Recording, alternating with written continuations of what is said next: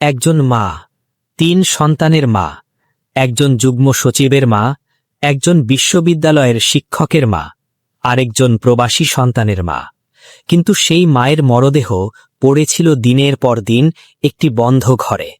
না, এটি কোনো সিনেমার গল্প নয়, এটি রাজধানী ঢাকার একটি বাস্তব ঘটনা, যা আমাদের সমাজকে এক কঠিন প্রশ্নের মুখে দাঁড় করিয়েছে। মানুষ কি সত্যিই এত ব্যস্ত হয়ে গেছে যে নিজের মায়ের খোঁজ নেওয়ার সময়ও নেই? রাজধানী মিরপুর ১১ এলাকার একটি ফ্ল্যাট থেকে উদ্ধার করা হয়েছে ৭৫ বছর বয়সী নূরজাহান বেগমের পচা গলা মরদেহ। পুলিশের প্রাথমিক ধারণা, মৃত্যুর অন্তত ৭ থেকে ৮ দিন পর তার মরদেহ উদ্ধার করা হয়েছে।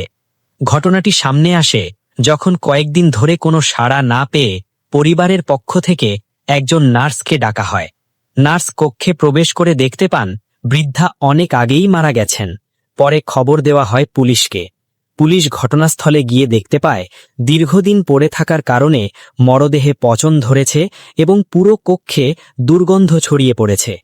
আরও উদ্বেগজনক বিষয় হল, বৃদ্ধা যে ঘরে থাকতেন সেটি ছিল অত্যন্ত অপরিচ্ছন্ন, অগোছালো এবং আবর্জনায় ভরা।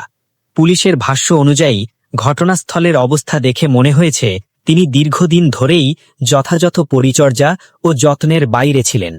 সবচেয়ে আলোচিত বিষয় হল, নূরজাহান বেগমের সন্তানেরা সমাজের প্রতিষ্ঠিত ব্যক্তি। তাদের একজন সরকারের একজন যুগ্ম সচিব, আর একজন দেশের অন্যতম শীর্ষ শিক্ষা প্রতিষ্ঠানের শিক্ষক। তৃতীয় সন্তান বিদেশে বসবাস করেন। কিন্তু জীবনের শেষ দিনগুলোতে একজন মা কেন এমন নিঃসঙ্গ অবস্থায় ছিলেন? এই প্রশ্ন এখন অনেকের মনেই ঘুরপাক খাচ্ছে। তবে এখানে একটি বিষয় মনে রাখা জরুরি, মৃত্যুর প্রকৃত কারণ এবং পারিবারিক পরিস্থিতি সম্পর্কে এখনও আনুষ্ঠানিক তদন্ত চলছে।